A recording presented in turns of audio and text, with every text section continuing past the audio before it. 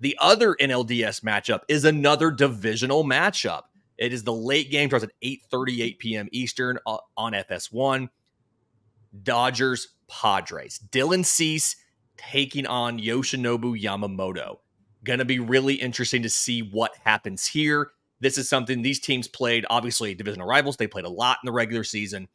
And I'm hesitant to say that San Diego wouldn't be favored in this simply because you have to think their pitching is in a better place than LA's because of all of the issues. LA has Jack Flaherty going in game 2 opposite Yu Darvish.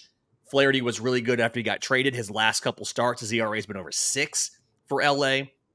And then game 3, which is tentatively scheduled for, not tentatively, it is scheduled for Monday. We don't have official starters yet, but Walker Buehler is expected to be the starter there.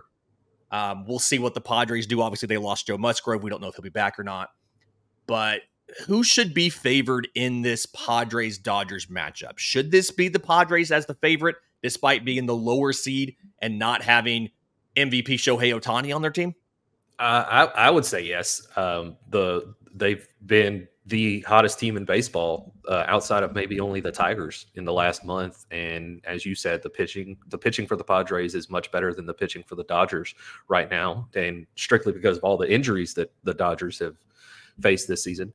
But the Padres have the better pitching. They have probably the best bullpen in baseball, and they have a deeper lineup than the Dodgers, because the Dodgers, I'm not even sure. I haven't heard if Freddie Freeman's going to play or not yet. And really, it's Shohei Ohtani, Mookie Betts, and then it's just kind of a steady decline after those two. Whereas with the Padres, you've got Jackson Merrill, Manny Machado, Fernando Tatis Jr., Luis Arias, and the list just keeps going on before it starts declining. Right. Yeah. And updates on those injuries. Freddie Freeman, I think it's a sprained ankle.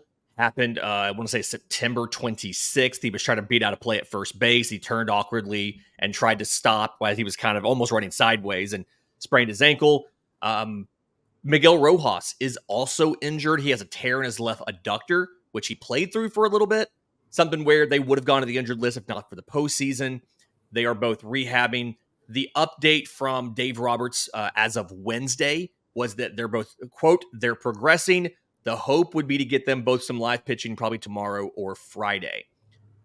It's something where I feel like Freeman I'm not as concerned about as I am with Rojas. Obviously, having an ankle sprain is not great, but at first base, I feel like that's the place where you're least likely to need the additional speed. Obviously, it does impact his base running ability, but he's there to hit. And he's there to make scoops at first base. He might not be able to range to make a bunch of plays, but he can still scoop at first base.